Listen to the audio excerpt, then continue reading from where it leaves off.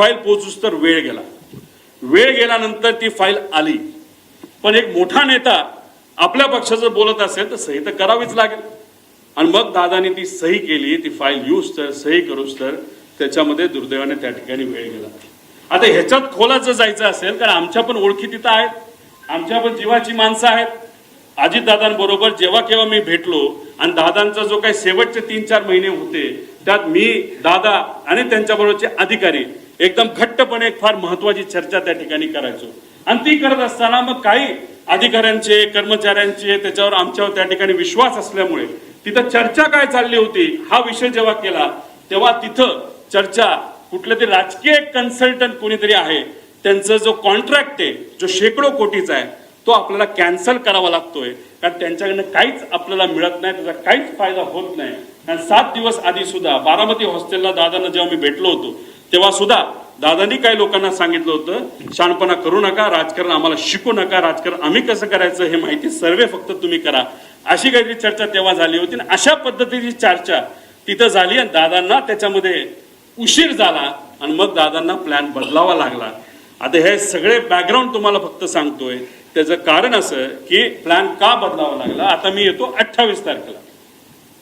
आता काही लोक म्हणतात उपमुख्यमंत्री आहेत, दादा कडक होते, शिस्तीचे होते, दादाने सांगितलं असेल पायलटला हे बाबा उडलंच पाहिजे.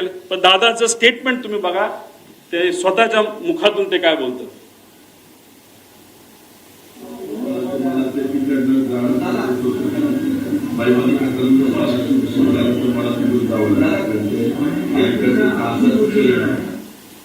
म्हणजे दादा कधी पण विमान उडवत असताना कॅप्टनला विचारायचं बाबा काय वाटतं, जायचं का नाही जायचं, उडायचं का नाही उडायचं, काय अडचण आहे, तुम्हाला जे वाटतं ते करा.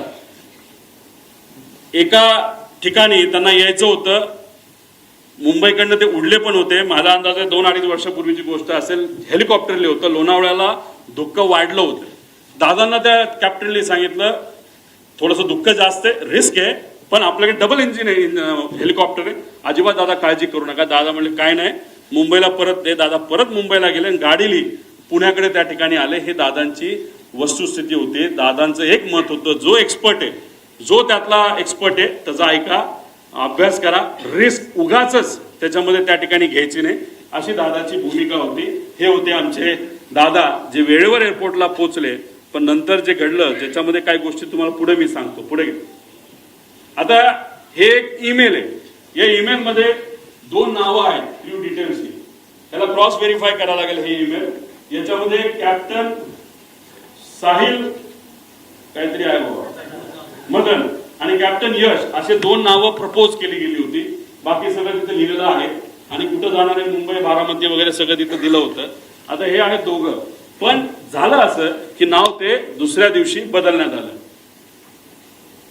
हे आहेत मदन. मग त्यांच्या मिसेसने एक मेसेज ते सोशल मीडियावर टाकलं होतं की मदनचं नाव जेव्हा सुरू झालं होतं तेव्हा त्यांच्या मदनच्या नावाने तिथं सुरू झालं होतं की वाईट वाटतं, दुर्दैवी त्यांची मृत्यू झाला. मग त्यांच्या मिसेसनी ते तिथं टाकलेलं आहे. आता हे दोघांची नावं होती पण मग हे त्यांना त्या ठिकाणी नियुक्ती झाली. म्हणजे पाठक आणि कपूर यांचं नाव तिथं आलं. तर मग आमचा विषय आणि कधीच तुम्ही बघितलं असेल कपूरचे कुठला तरी मित्र कुठेतरी बोलत होता की बाबा नो कपूर आदल्या दिवशी बाहेरून आला होता भारताच्या, तो उडवणारच नव्हता, पण मग त्याला अचानक सांगितलं आणि मग त्याने उडवायला घेतलं विमान, असं तुम्ही कुठेतरी ऐकलं असेल. तर मग आमचा प्रश्न असा आहे की मग टेक ऑफ पूर्वी मुख्य पायलट हे का बदलले गेले आणि मग का असं नाव चेंज त्या ठिकाणी केलं गेलं. आणि जर टेक ऑफ करायचं असेल तर त्या पायलटला आधीच यावं लागतं.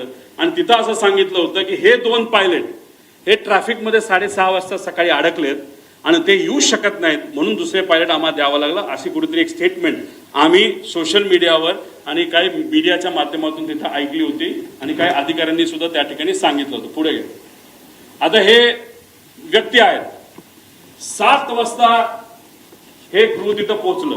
आता अप्रुव्हल कधी आलं तर 12:30 ओके विमान मध्यरात्री 12-12:30 वाजता की विमान फायनल झाले, क्रू फायनल झाले आणि त्यांनी सांगितलंय की ओके. सकाळी त्यांनी 7 वाजता मेसेज केला की क्रू हे एअरपोर्टला पोहोचले आहे. मग आता प्रश्न आम्हाला असे निर्माण होतात पुढे की हे जे 2 पायलट आहेत जे ट्रॅफिक मध्ये अडकले असं म्हणतात, मग कुठं होते, त्यांचा CDR तुम्ही काढलाय का? ट्रॅफिक पोलीसच्या बऱ्याच ठिकाणी तिथं CCTV कॅमेराज आहेत, ते तुम्ही तिथं बघितले का? मग हे 2 ट्रॅफिकमध्ये अडकले, तर मग हे 2 काय एअरपोर्टलाच राहायला होते का? एअरपोर्टच्या जवळ राहायला होते का? मग हे दोघं तिथं कसे आले? असा बरेच काही प्रश्न आम्हाला तिथं पडतात. त्यानंतर ते आल्यानंतर ब्रेथ अनालिसिसची टेस्ट झाली का, ज्याच्यामध्ये आपल्याला ते जसं पोलिसांनी रात्री तुम्हाला पकडलं, तुम्ही पिलं असलं काय नसलं काय तुम्हाला ते फुंकावं लागतं, तसं हायली ॲडव्हान्स्ड ब्रेथ अनालायझर हे एअरपोर्टला असतात, DGCA दिलेले असतात. त्याचा फोटो सुद्धा निघतो. ते CCTV आहेत का, तोच तो होतो का, त्याचं ब्रेथ अनालिझर केलं का, तिथं कॅमेरा आहेत का, कॅमेराचा रेकॉर्ड कोणाकडे आहे, त्यानंतर विमानाकडे गेल्यानंतर तिथं चेक करत असताना ते रेकॉर्ड आहेत का, 7 वाजता ते पोहोचले असतील, दादा जर 8ला पोहोचले असतील तर 1 तासाचा वेळ आहे, त्यात त्यांनी विमानं चेक केली आहेत का, विमानात काय वेगळं ठेवलंय का, असे बरेच प्रश्न त्याच्यामध्ये आम्हाला त्या ठिकाणी निघतात. आणि हे सर्व गोष्टी आता बघण्याची जरूरत आहे असं आमचं मत आहे. आणि कोणतरी असं म्हणलं होतं की कपूर हे हाँगकाँगवरनं आले होते, मग ते खरंच आले होते का इंटरनॅशनल फ्लाईटवरनं, हे सुद्धा बघण्याची जरूरत आहे. कारण इंटरनॅशनल फ्लाईटवरनं जर एक व्यक्ती ज्याला दारू प्यायची खूप सवय असं ऐकलं होतं आणि पुढेही काही पुरावे त्याच्यामध्ये आहे, मग इंटरनॅशनल फ्लाईटवर दारू दिली जाते, मग तो पिऊन आला होता का, अशा सगळ्या गोष्टी बघण्याची जरूरत आहे. कदाचित त्यांच्या परिवाराला असं वाटत असेल मी काहीतरी वेगळं बोलतोय.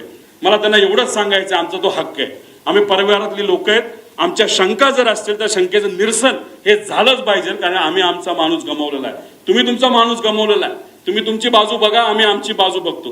पण आमच्या मनात ज्या शंका आहेत त्याला कुठे ना कुठेतरी उत्तर हे मिळालं पाहिजे. का गेले 13 दिवस मला तरी तिथं झोप लागलेली नाही, आणि कदाचित जोपर्यंत ह्या गोष्टी सापडत नाही, क्लिअर होत नाही, तोपर्यंत झोप लागणार नाही आणि मी झोपणार सुद्धा त्याच्यामध्ये नाही. पुढे तुम्ही जर गेला तर आता मुख्य पायलट सुमित कपूर बद्दल आपण थोडीशी माहिती घेऊ. मार्च 10ला दिल्ली बेंगळुरू विमान उडण्यापूर्वी त्याला प्री फ्लाईट अल्कोहोल टेस्टमध्ये त्याला पकडण्यात आलं. पुन्हा 7 एप्रिल 17ला दिल्ली गुवाहाटीचं विमान उडवत असताना त्याचं टेस्टिंग जेव्हा केलं तेव्हा तो सापडला. तुम्ही म्हणा तिथं सापडला, इथं का नाही? ह्या सगळ्या कमर्शियल फ्लाईट्स होत्या असं आम्हाला कळतंय. कमर्शियल फ्लाईट्सवर बऱ्याच गोष्टी स्ट्रिक्ट असतात, प्रायव्हेट फ्लाईटला कदाचित तेवढ्या स्ट्रिक्ट नसाव्या असं वाटतं. 3 वर्ष त्याला निलंब करण्यात आलं. त्याच्याबरोबर काम करणाऱ्या एका व्यक्तीला आम्ही जेव्हा बोललो त्यांनी सांगितलं, लेअरजेट म्हणजे उद्या जर मला ग्लोबल नावाचं विमान उडवायचं असेल तर मला त्याचं ट्रेनिंग घ्यावं लागतं, त्या कंपनीकडे जावं लागतं. तसंच हा CP म्हणजे कमर्शियल पायलट असल्यामुळे बोईंग एअरबस उडवत असेल आणि तिथं लेअरजेट उडवायचं असेल तर त्याला अमेरिकेत लेअरजेटची फॅक्टरी म्हणजे बंबार्डियरची फॅक्टरी असल्यामुळे अमेरिकेत जाणं महत्वाचं होतं. तो तिथं गेला. मला जे कळालंय तिथं गेल्यानंतर दुर्दैव असं त्यांनी इतकी दारू पिली का काहीतरी असं मला कळालंय, हे क्रॉस व्हेरीफाय करावं लागेल की त्यांना ट्रेनिंगला जाता आलं नाही. हे रिपोर्ट आता आपल्याला काढावं लागतील, खरंच हे घडलं होतं का, आणि त्यांना परत ट्रेनिंगला पाठवण्यात आलं असंही आम्हाला त्याच्यामध्ये त्या ठिकाणी कळलं होतं. आता इतर पायलटनी लेझर जेटची परीक्षा अमेरिकेत सांगितलं. आता एक बडा नेता जो सांत्वन करण्यासाठी घरी आला होता त्यांनी सांगितलं, हाच महाशय माझं सुद्धा विमान हेच VSR कंपनीचं हे नांदेडला हे घेऊन चालले होते, आणि ज्या पद्धतीने त्या कपूरली लँडिंग केली त्याच्यावरनं मी VSRला कंप्लेंट केलेली आहे. हा मोठा नेता कोण, नांदेडला कधी गेला होता, खरंच त्यांनी कंप्लेंट केली का, हे आपल्याला त्याच्यामध्ये बघावं लागेल. सत्तेतला एक मोठा नेता त्याच्यामध्ये आहे. त्यानंतर ट्रॅक रेकॉर्ड फारच वाईट होतं, तरी मग या व्यक्तीला तिथं अजितदादांचं विमान नाही तर VIPचं, उद्धव ठाकरे साहेबांचं, फडणवीस साहेबांचं, एकनाथ शिंदे साहेबांचं, ऍक्टरचं, या सगळ्यांचं विमान का उडवायला दिलं असा प्रश्न आमचा तिथं आहे. पुढं आता